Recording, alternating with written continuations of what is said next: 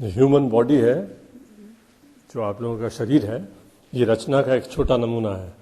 रचना को कहते हैं मैक्रोकॉज्म और आप लोग जो है वो माइक्रोकॉज्म है। तो इसलिए बहुत कॉम्प्लिकेटेड है। जैसे सारी रचना, सितारे और यूनिवर्स सबका क्रिएशन है, उसका एक छोटा नमूना होता है। तो इसको समझने के लिए इसके हिस्से किए जाते हैं। जो स्ट्रक्चर होता है, बनावट होती है, फॉर्म होती है, रूप होता है, उसको एनाटॉमी के द्वारा पढ़ा जाता है। और जो उसका क्या काम होता है, कैसे काम करते हैं, वो जो है फिजियोलॉजी, फंक्शन के द्वारा किया जाता है। तो हम लोग अब इसको समझने के लिए 30-40 साल चाहिए पूरा समझने के लिए, इसलिए 30-40 मिनट में समझाना मुश्किल है। मोटी मोटी बातें करेंगे। पहले तो ये कि ह्यूमन फिजियोलॉजी के बारे में बताएंगे। अभी बताया ना, जो स्ट्रक्चर या बनावट होती है वो एनाटॉमी होती है, जो क्या काम और कैसे काम करते हैं पार्ट्स, वो फिजियोलॉजी होती है। तो हम लोग थोड़ी फिजियोलॉजी पढ़ेंगे और उसके लिए सबसे पहले ये समझना ज़रूरी है कि बॉडी में कई सिस्टम्स हैं। सिस्टम के माने ऐसे हिस्से जो मिलके एक काम करते हों। जैसे गुर्दे जो है, किडनी है, उसमें क्या होता है, उसमें वेस्ट प्रोडक्ट निकाला जाता है बॉडी से। लंग्स में क्या होता है, हवा आती है तो क्या ऑक्सीजन अंदर जाती है, कार्बन डाइऑक्साइड बाहर होती है। अब किडनी तो ये नहीं कर सकती जो लंग्स करता है, और लंग किडनी का फंक्शन नहीं कर सकता, ब्रेन हार्ट का फंक्शन नहीं कर सकता। तो सबके अलग अलग फंक्शंस हैं, जिन सबका ऑब्जेक्टिव, लक्ष्य एक एक होता है। तो इनको सिस्टम्स बोलते हैं। लेकिन जो बॉडी है उसके अंदर अलग अलग किताब तो नहीं है, वो तो सब एक कंबाइंड है जो चलती है। लेकिन समझने के लिए इसके डिफरेंट हिस्से किए जाते हैं। तो सबसे पहले नर्वस सिस्टम, नाम सुना होगा सबने। नर्वस सिस्टम जो होता है, इसके दो हिस्से होते हैं, एक ब्रेन और एक स्पाइनल कॉर्ड। जो ब्रेन होता है ये मास्टर ऑर्गन है, ये सबका बॉस है, ब्रेन है। इसके नीचे स्पाइनल कॉर्ड होती है जो रीढ़ की हड्डी में नीचे तक जाती है। तो ब्रेन जो होता है, इसके कई फंक्शन होते हैं। सबसे इंपॉर्टेंट सोच, विचार, थिंकिंग। दूसरा, आप जो देख रहे हैं, समझ रहे हैं, सुन रहे हैं, ये सब ब्रेन के द्वारा होता है। परसेप्शन कहलाता है, क्या हो रहा है दुनिया में। मोटर एक्शन, हाथ उठाया मैंने, तो ये ब्रेन के थ्रू होता है सारा। तो ये जो सब फंक्शंस हैं, सेंसरी प्रोसेसिंग। इसी तरह इमोशन, आपको गुस्सा आ रहा है, आपको देख के बच्चे को प्यार आ रहा है, तो ये सब चीज़ें हैं, ये ब्रेन के द्वारा होती हैं। स्पाइनल कॉर्ड जो होती है नीचे जाती है रीढ़ की हड्डी में, और इससे नसें निकलती हैं। जो नसें निकलती हैं उन्हें पेरिफेरल नर्व्स कहते हैं। वो बॉडी के हर हिस्से में चली जाती हैं। जो आप छूते हैं, दर्द होता है, जल गया हाथ, जलन होती है, वो सब नर्व्स के द्वारा होती है। जो दूसरा पार्ट है, दूसरा सिस्टम है, वो होता है मस्क्यूलो स्केलेटन। मसल्स, मांसपेशियाँ, स्केलेटन हड्डी, इससे शेप आती है। अगर हड्डियाँ ना हो, स्केलेटन ना हो, तो सारा बॉडी कोलैप्स कर जाए। जैसे कि बीन बैग होता है या सॉफ्ट तकिया होता है, वो सारे कोलैप्स कर जाएगा। तो उसको शेप देने के लिए ये स्केलेटन होता है सारा। और स्केलेटन में दो पार्ट्स होते हैं मेनली। एक तो होता है हड्डी, ये सब हड्डियाँ, और एक इनमें जुड़ी हुई मांसपेशियाँ होती हैं। ये आउटलाइन दिख रही है बाहर, यहाँ लगी रहती हैं। तो मसल से जो रफनेस है, जो गांठें, कॉर्नर्स हैं, वो छिप जाते हैं। और मसल्स का काम क्या होता है, मसल्स क्या करती हैं, मूवमेंट, मोशन। ये हाथ मूव कैसे हो रहा है, मसल से। इधर की मसल कॉन्ट्रैक्ट की, हाथ मुड़ गया, इधर की सीधा हो गया। तो मसल्स जो है वो शेप देती हैं बॉडी को, एज वेल एज मूव करती हैं। नेक्स्ट, ओके, हाँ नेक्स्ट। ये क्या है, हार्ट। हार्ट के बारे में सबको मालूम है।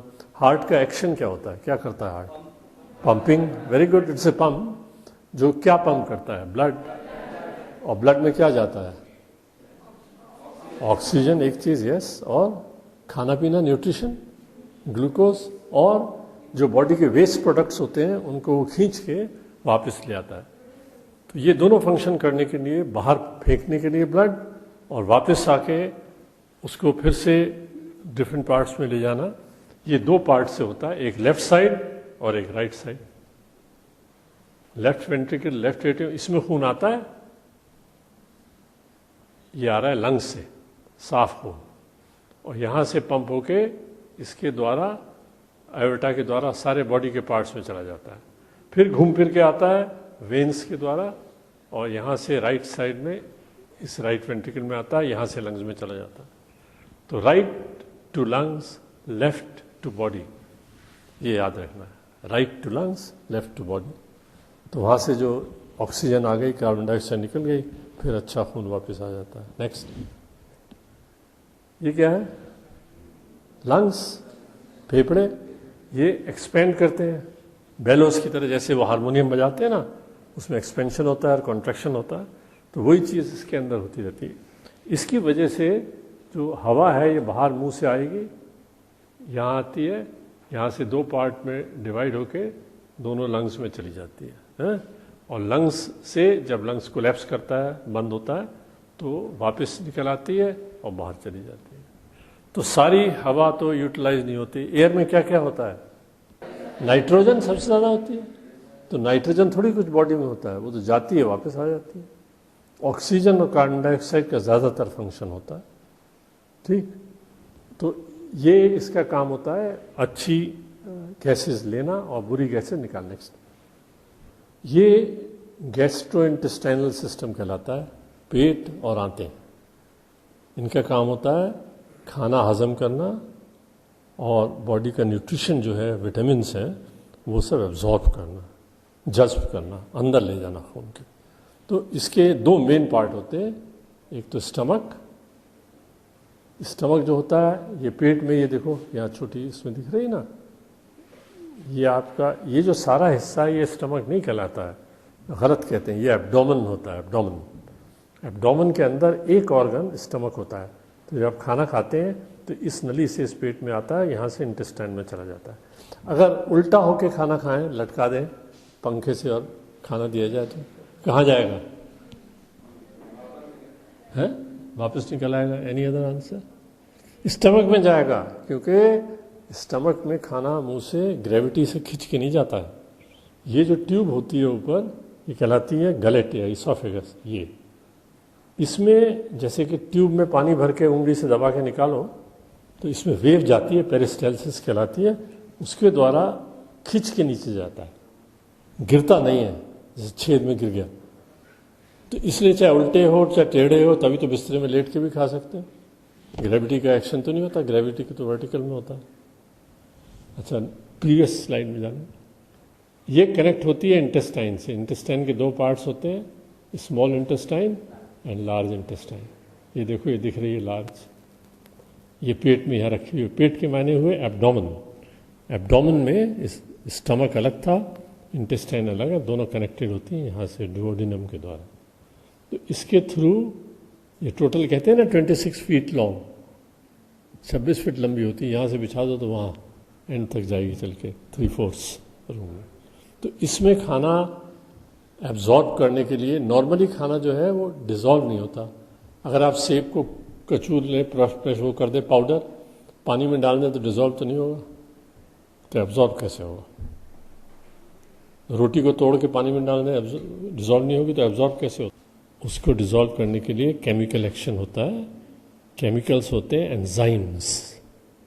तो एंजाइम जब छूटते हैं स्टमक में, इंटेस्टाइन में, पैंक्रियास से, लिवर से, तो वो खाने को सॉल्युबल बना देते हैं। जब वो सॉल्युबल हो जाते हैं तो पानी में डिज़ोल्व हो गया तो इंटेस्टाइन एब्जॉर्ब कर लेती है। तो this is the basic process in digestion कि इनडाइजेस्टेबल, नॉन एब्जॉर्बेबल फूड जो है, जो एब्जॉर्ब नहीं होता, उसको एब्जॉर्बेबल डिज़ोल्व कर देना। तो फिर जैसे कि ग्लूकोज खुल जाता है, उसमें कोई करने की ज़रूरत नहीं, वो ऐसे का ऐसा एब्जॉर्ब हो जाएगा। जो चीज़ें नहीं घुलती 90%, 99%, उनको डिज़ोल्व करके तब एब्जॉर्ब किया जाता है। नेक्स्ट, तो अब जो नेक्स्ट ऑर्गन होता है ये स्किन होता है। इसको एनलार्ज करके दिखाया गया। स्किन क्या करता है? एक तो बॉडी को केस बनाता है ना, जैसे बॉक्स के अंदर सामान रखा हुआ है, अगर बॉक्स ना हो तो वो फैला हुआ होगा। तो it gives shape to the body, containment, उसको बांध के रखता है उसके अंदर है? फिर इसमें बाल होते हैं, इससे पसीना निकलता है। लेकिन जो one of the main functions है स्किन का, वो टेम्परेचर मेंटेनेंस होता है। जब गर्मी होती है तो पसीना निकल के हवा से पसीना उड़ता है, स्किन ठंडा होता है। लाखों ब्लड वेसल्स होती हैं, ये देखो ब्लड वेसल्स दिखाई हैं, ये सब उनके द्वारा खून जो है वो थोड़ा ठंडा हो जाता है, अंदर घूम के जाता है। स्वेटिंग हुई, स्किन ठंडा हुआ तो अंदर ब्लड ठंडा हो गया, दूसरे पार्ट्स ठंडे हो जाते हैं। जब ठंड होती है तो ये सर्कुलेशन कम हो जाता है, ब्लड वेसल्स कॉन्स्ट्रिक्ट कर जाते हैं, तो लॉस हीट का नहीं हो पाता, तो गर्मी रहती है। तो मेंटेनेंस ऑफ टेम्परेचर जो है ये एक इम्पॉर्टेंट फंक्शन है। दूसरा इम्पॉर्टेंट फंक्शन होता है कि ये फ्लूइड्स जो होती हैं बॉडी में, लिक्विड्स, वाटर वगैरह, उनको इवेपोरेट, उड़ने नहीं देता है।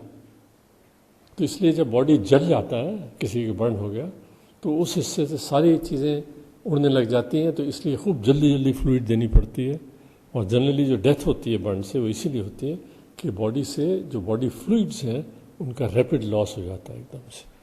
तो skin maintains temperature, gives shape, contains the parts together, and उसके साथ साथ जो है टेम्परेचर मेंटेनेंस और फ्लूइड लॉस प्रिवेंट करता है। Next, kidney. बॉडी में अच्छी चीज़ें भी होती हैं, ख़राब चीज़ें भी बनती हैं, ब्रेकडाउन होता है ना। जैसे कभी तुमने फायर जलाई, लकड़ी जल गई, तो कोयले का तो कुछ काम नहीं, फिर चूल्हा, राख, एशिस, तो it has to be thrown out.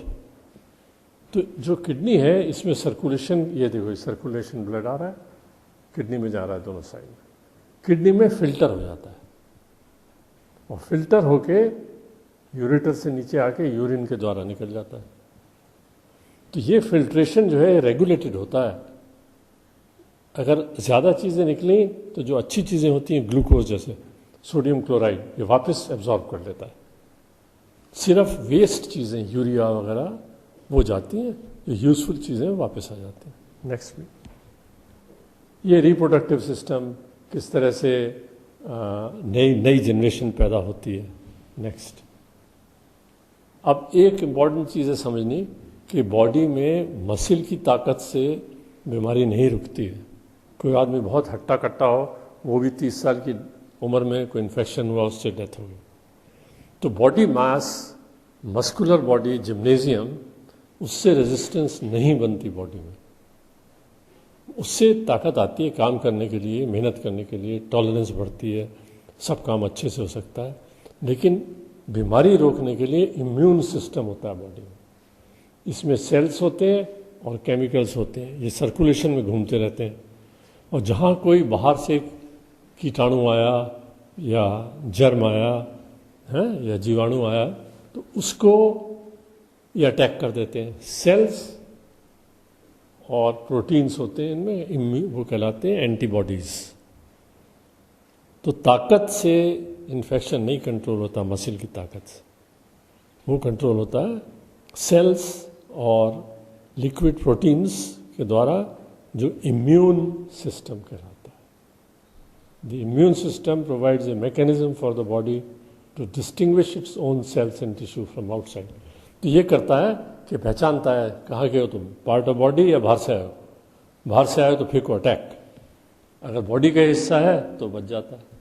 तो इसीलिए जब बाहर से किडनी लगाओ, किडनी ट्रांसप्लांट सुना होगा नाम, हार्ट ट्रांसप्लांट, किडनी ट्रांसप्लांट, तो उसको बॉडी फेंकता है, कहाँ से आए हो, उन्होंने बाहर से, थ्रू आउट।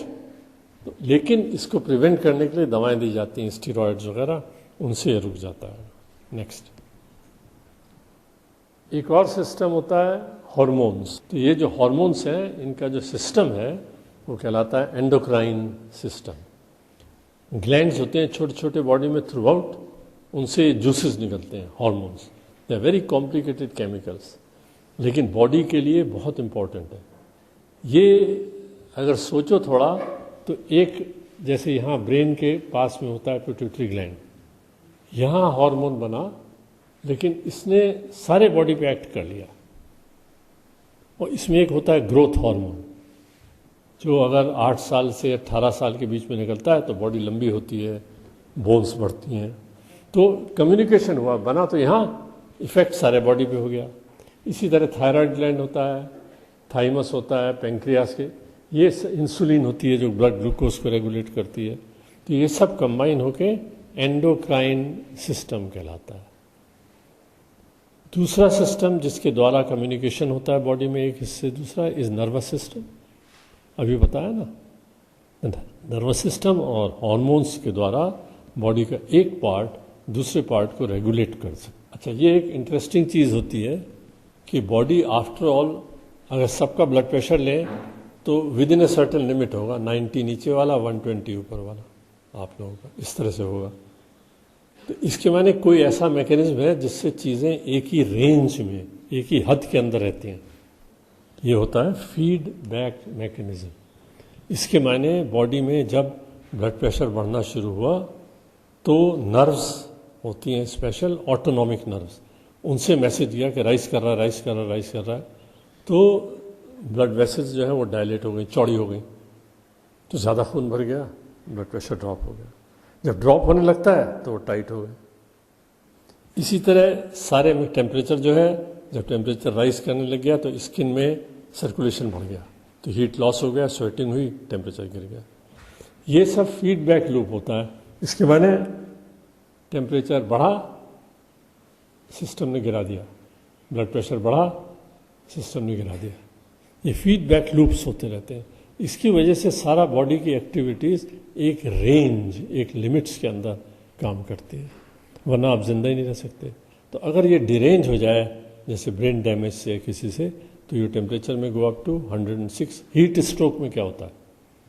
हीट स्ट्रोक में बाहर धूप में चले जाओ तो खाली पानी लॉस नहीं होता है, ब्रेन का टेम्परेचर राइज हो जाता है, तो उसके सेंटर्स जो है फंक्शन नहीं कर पाते। ये फीडबैक लूप टूट जाता है। यू कैन नॉट, ऊपर जाता है मैसेज, यहाँ कुछ हो नहीं पाता, तो it can't give a feedback down. तो इसलिए टेम्परेचर बढ़ता जाता है। 106 के ऊपर फिर रिकवरी नहीं हो पाती, 106 फ़ारेनहाइट के ऊपर फिर बॉडी में हार्डली एवर कोई सर्वाइव करता है, डेथ हो जाती है। नेक्स्ट, अब दूसरा पार्ट है मेडिसिन। अब मेडिसिन समझने के लिए तो 5-6 साल का तो बेसिक कोर्स होता है, फिर 8-10 साल का पोस्ट ग्रेजुएट होता है, फिर 20 साल की प्रैक्टिस होती है, तब समझ में आता है। इसलिए इसका समझना मुश्किल है, लेकिन छोटी छोटी मोटी मोटी बातें जो यूज़फुल हैं वो बताते हैं। मेडिसिन के मतलब होते हैं, लैटिन वर्ड होता है आर्स मेडिसिना, the art of healing. Healing माने किस तरह से दुरुस्त किया जाए, ठीक किया जाए। अगर डिरेंज हो गया, बिगड़ गया कोई पार्ट या कोई बॉडी, तो उसको ठीक करना बहुत फैसिनेटिंग साइंस है, वेरी इंटरेस्टिंग, क्योंकि हमारी बॉडी के बारे में सब कुछ है, लेकिन बहुत लंबी और बड़ी है, इसलिए we'll only give a few headlines. Applied science होती है, इससे 2 पार्ट होते हैं। एक तो साइंस, 90% तो साइंस होती है, 10% आर्ट होती है। जो डॉक्टर है उसने किस तरह से पूछा, क्या क्वेश्चन किए, किस तरह से बातचीत की, कैसे एग्जामिन किया, ये आर्ट है। लेकिन जो फैक्ट्स हैं, स्टडी है, मेडिसिन हैं, एक्शंस हैं, रिस्पॉन्सेज हैं, वो सब साइंस है, मशीन्स हैं, इक्विपमेंट है। तो पहले ज़माने में नेक्स्ट जो स्पिरिचुअल सिस्टम से होता था, कुछ दवाएं ववाएँ तो थी नहीं, तो सब जो रिलीजियस ऑर्डर के लोग होते थे, प्रीस्ट वगैरह, वो सब इलाज करते थे, पंडित, पादरी, ये सब इलाज करते थे, स्पिरिचुअल हीलिंग होती थी, और जड़ी बूटियों से इलाज होता था। That is called herbs, herbalism. और गॉड से प्रेयर की जाती थी, उससे जैसे ठीक होना था हो जाता था, बाकी और कुछ नहीं कर पाते थे। आगे चले, शुरू में 4 जगह पे साइंस ऑफ मेडिसिन बनी। एक इजिप्ट में, दूसरी बेबीलोन में। सारा ह्यूमन कल्चर बेबीलोनिया में स्टार्ट हुआ। अब जहाँ आजकल इराक है ना, इराक, वहाँ 2 रिवर मिलती थी। कौन सी? ओह, ये तो पढ़ना चाहिए सब। The oldest most important place जहाँ कल्चर सारा राइज हुआ इस बेबीलोनिया। तो जाके देखना कहाँ था बेबीलोनिया। आजकल इराक का पोर्शन है वो, लेकिन देखना मैप्स वगैरह में 2 रिवर्स के कॉन्फ्लुएंस पे था। तो दूसरा वो इजिप्ट, बेबीलोनिया, आयुर्वेदा इंडियन सब कॉन्टिनेंट में, और चाइनीज़ मेडिसिन। ये जो साइंसेस थी यहाँ डेवलप हुई। तो एक इजिप्शियन डॉक्टर था, ये ओल्डेस्ट नाम डॉक्टर का मालूम है, इमहोटेप। इससे पहले किसी डॉक्टर का नाम नहीं मालूम। Oldest name of a doctor is Imhotep, Egypt का था, लेकिन डेवलप हुई इन 4 जगह साइंस। नेक्स्ट, और ग्रीस में वो मानते थे कि एक गॉड है जो हेल्थ को मेंटेन करता है, एस्क्लेपियस। तो एस्क्लेपियस के हाथ में एक रॉड है जिस पे सांप लिपटा हुआ है। तो जितनी मेडिकल बुक्स वगैरह आप देखते हैं वो सांप बने रहते हैं उसके ऊपर दो, बहुत सी if you see medical books उनके ऊपर, या मेडिकल जो जर्नल्स वगैरह होते हैं उन सब में ये क्रॉस ओवर स्नेक बना रहता है। वो ये एस्क्लेपियस का स्नेक होता है, ये गॉड ऑफ मेडिसिन है। नेक्स्ट, तो ये ग्रीक जो थे ज़्यादातर ऑयल्स वगैरह डाल के उससे हीलिंग वगैरह करते थे। तो ये एक बहुत पुराना, अबाउट 500 ईयर्स बिफोर क्राइस्ट, उस ज़माने का एक बर्तन है जिसमें वो ऑयल रख के उसको डालते थे। आयुर्वेदा में भी बहुत ऑयल यूज़ होता है इस तरह से, केरला वगैरह में जाओ तो वो इसी तरह बर्तन से तेल डालते हैं, उसका इलाज होता है। तो इस तरह से होता था। तो ये एक पीस मिला है जो आज से 2500 ईयर, 2500 साल पुराना है। ये पेरिस में म्यूजियम है ना, लूव्र, उसके अंदर रखा हुआ है। नेक्स्ट, और दूसरा बहुत बड़ा फिजिशियन जो आज तक जिसकी याद होती है वो था हिप्पोक्रेटिस। तो जब कोई डॉक्टर बनता है उसको एक ओथ दिलाया जाता है, हिप्पोक्रेटिक ओथ, कि जो पैसे हैं वो किसी से मरने के वक्त नहीं लिए जाएंगे, आप इलाज जो है सबका बराबर करेंगे, चाहे वो दुश्मन हो चाहे दोस्त हो। तो इस तरह के जो ओथ्स हैं, वाउज हैं, वो लेके मेडिकल प्रैक्टिस में आजकल भी हिप्पोक्रेटिक ओथ कहलाता है। उसके सहारे से मेडिसिन की ऑनेस्ट प्रैक्टिस, सच्ची तरह से किस तरह प्रैक्टिस की जाए, होता ये ग्रीस में था। नेक्स्ट, जो मुस्लिम कंट्रीज थे उन्होंने इंडिया में सुश्रुता का नाम सुना आप लोगों ने? सुश्रुता बहुत बड़ा फिजिशियन था। तो उसकी जो किताबें थी उनको, ग्रीस में जो हिप्पोक्रेटिस की किताबें थी वो, और एविसीनिया था उनका बहुत बड़ा, इसमें लिखा है नहीं पता नहीं नाम, एविसीनिया। तो उसने सारी नॉलेज कलेक्ट करके और उसको कंपाइल की, तो उसने बहुत बड़ा काम किया। एविसेना नाम था उसका। तो हिप्पोक्रेटिस, एविसेना, इमोटेप, सुश्रुता, 4 बड़े नाम हैं और 4 ही बड़े कंट्रीज थे जिनमें मेडिसिन डेवलप हुई। तो जादू टूने प्रेयर्स के अलावा फिर हर्ब्स की दवाएं शुरू हुई, फिर एनिमल्स के पार्ट्स, एनिमल्स के जैसे कहते हैं राइनोसेरस का हॉर्न, उसको घिस लो। ज़्यादातर तो बेकार होती हैं लेकिन कुछ चीज़ें यूज़फुल है। स्नेक का वेनम अभी भी यूज़ होता है, एंटीकोएगुलेंट कहलाते हैं उसकी तरह। तो ये धीरे धीरे डेवलप हुए। ये देखो एविसेना। पॉलीमैथ माने होता है जो आदमी बहुत से एरियाज़ में नॉलेज रखे, मेडिसिन में नॉलेज रखे, केमिस्ट्री जानता था, स्पिरिचुअलिज्म जानता था, फिलॉसफी पढ़ा हुआ था, मैथमेटिक्स जानता था। तो इसने वो कंपाइल की थी सारी नॉलेज ऑफ मेडिसिन। नेक्स्ट, एविसेना, उसकी पिक्चर है ये 14। लेकिन ब्लैक डेथ क्या होती है, नाम सुना है? प्लेग, प्लेग का नाम सुना है? हाँ, चूहे से, वहाँ सूरत में हो गई थी 10 साल पहले। तो प्लेग से यूरोप का आधा कॉन्टिनेंट मर गया था, इतनी ज़बरदस्त तरह से फैला था plague 14th and 15th centuries में। तो उसके बाद से लोगों ने कहा कि ये स्पिरिचुअलिज्म और ये सब बेकार है, इससे तो कुछ हुआ नहीं, कोई नहीं बच पाया। तो नए तरीके से हम लोगों को देखना चाहिए बीमारी क्यों होती हैं और कैसे उनका इलाज किया जाता है। नेक्स्ट, तो एक बड़ी डिस्कवरी जो हुई वो एक साइंटिस्ट था वैन ल्यूवेनहॉक। वैन ल्यूवेनहॉक ने माइक्रोस्कोप या लेंसेज की माइक्रोस्कोप बना के उसमें सबसे पहले बैक्टीरिया देखे, जीवाणु, कीटाणु हैं, स्मॉल माइक्रोब, ये माइक्रोस्कोप से दिख जाते हैं। 2 तरह के होते हैं और इनके नाम आप रोज सुनते हैं। जो बैक्टीरिया होते हैं इन्हें आप माइक्रोस्कोप से देख सकते हैं, और अगर फिल्टर करें फिल्टर पेपर में तो फिल्टर पेपर के थ्रू नहीं जाते, रुक जाएगा ऊपर। तो गंदा पानी डालें तो बैक्टीरिया फंस जाएंगे, साफ पानी नीचे निकल जाएगा। लेकिन इनसे भी छोटे होते हैं वायरसेस। नाम सुना है वायरस?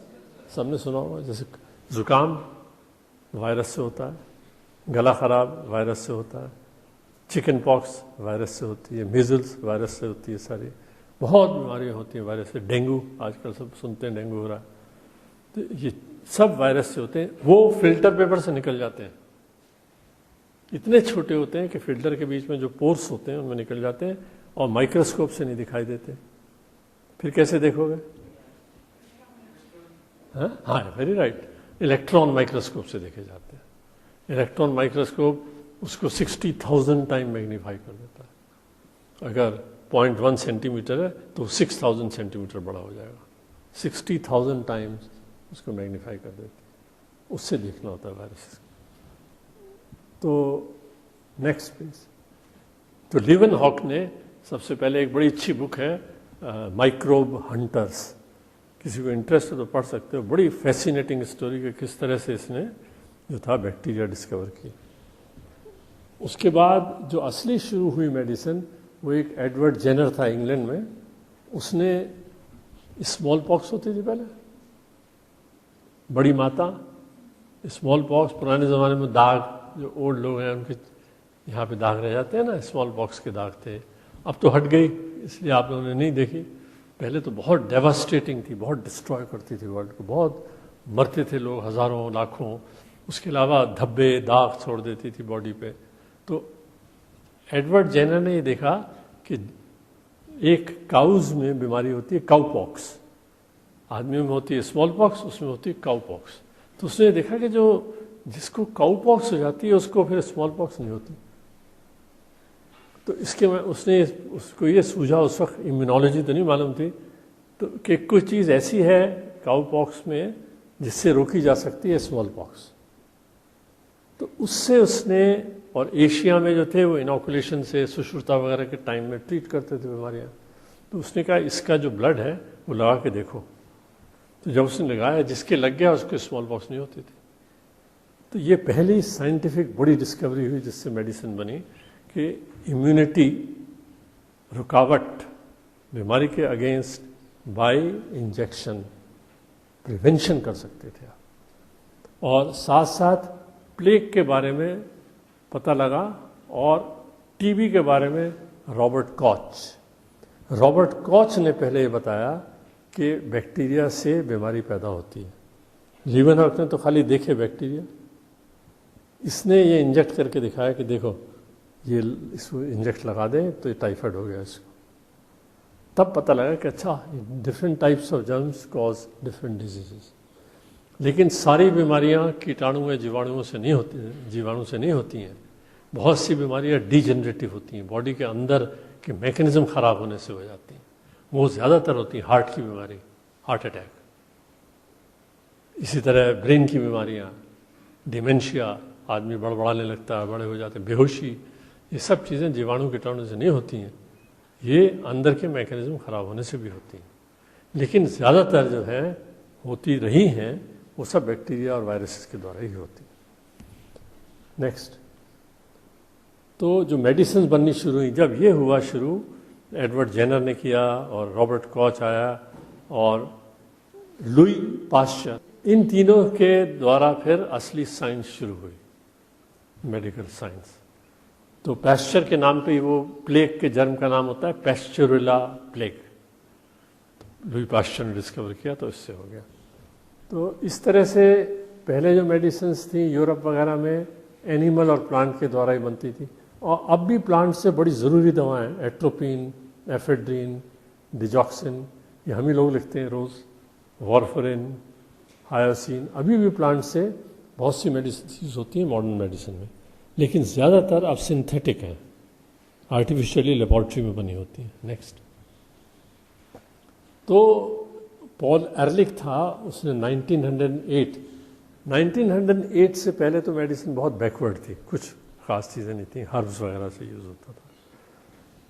इसने ये देखा कि अगर कहीं बैक्टीरिया हो किसी एनिमल में या आदमी में, तो कुछ डाई कलरिंग एजेंट्स अगर वो इंजेक्ट करो तो बैक्टीरिया में तो घुस जाती हैं, सेल्स में नहीं घुसती।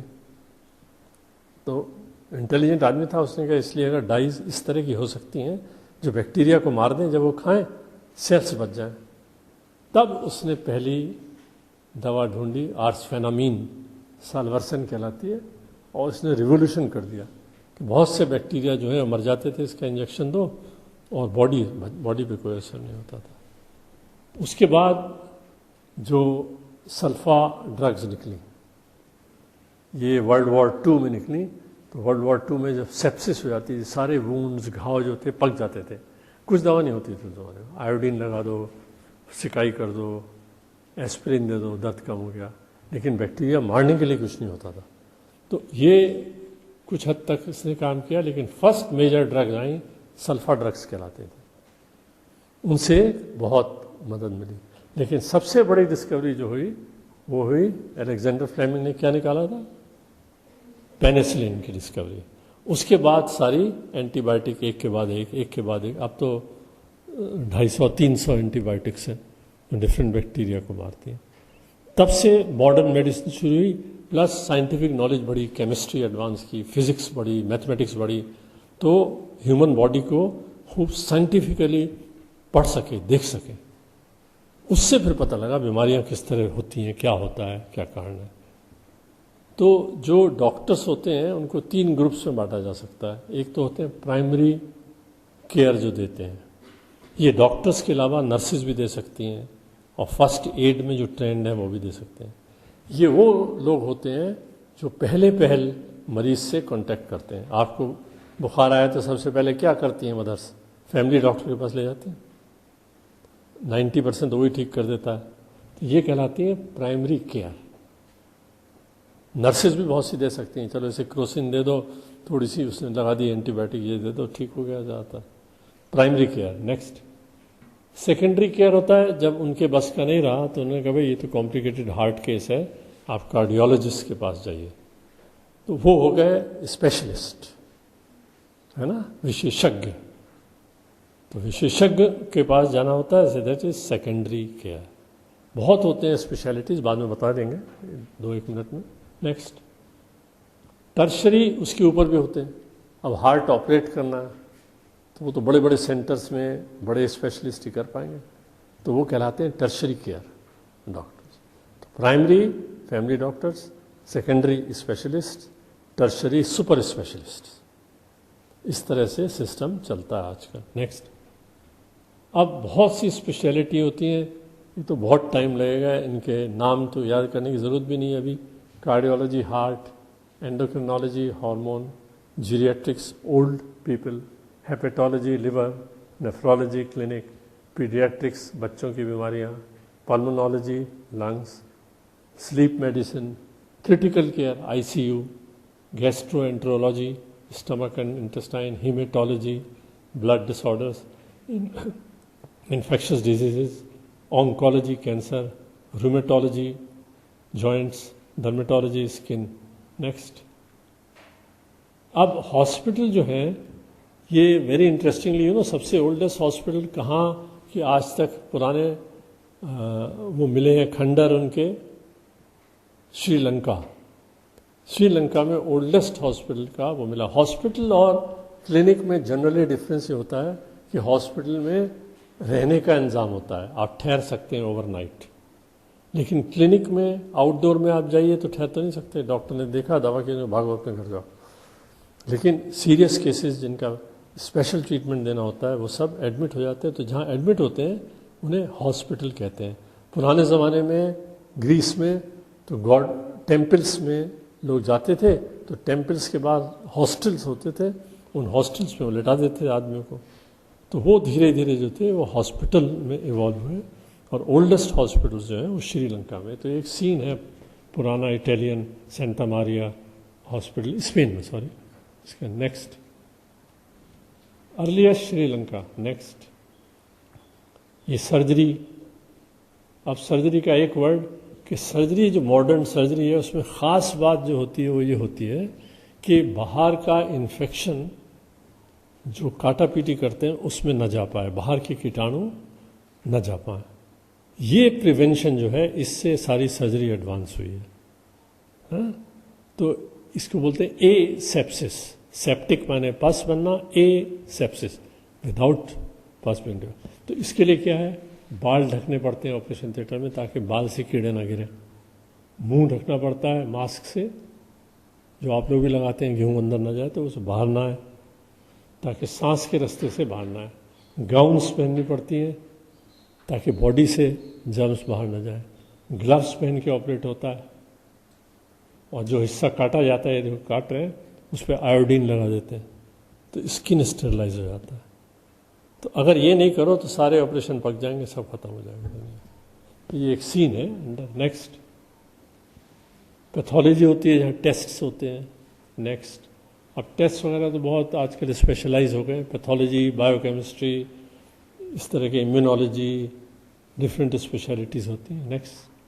नेक्स्ट, अगर ब्रेन की स्टडी करनी है तो इलेक्ट्रोएन्सेफलोग्राफी होती है, EEG, या वायर्स लगा के आगरे में भी होती हैं। X-ray, CT scan, MRI, these are called investigations. तो investigations, diagnosis, treatment primary, secondary, tertiary. This is preventive medicine. Mosquito net लगाया ताकि मस्कीटो ना काटें। दयालबाग में फॉगिंग होती है, मस्कीटो और फ्लाई मर जाए ताकि उससे इन्फेक्शन हो। नेक्स्ट, बस ये लास्ट स्लाइड है कि आयुर्वेदा, योगा, यूनानी, सिद्धा, होम्योपैथी, आयुष, ये दूसरे सिस्टम्स हैं। जो हम लोगों ने बात की वो मॉडर्न मेडिसिन का था। Okay, thank you.